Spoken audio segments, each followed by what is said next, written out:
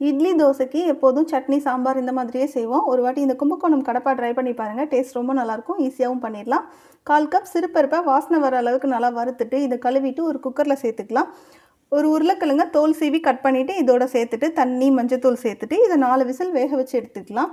இப்போ மசாலாவுக்கு ஒரு கைப்பிடி அளவுக்கு தேங்காய், 2 ஸ்பூன் பொரிக்கடலை, 2 பச்சை மிளகாய், 4 பீஸ் இஞ்சி, 5 பல் பூண்டு, 1 ஸ்பூன் பெருஞ்சீரகம், 2 துண்டு பட்டை, 2 ஸ்பூன் கசகசா சேர்த்து இதை நல்லா அரைச்சி எடுத்துக்கலாம்.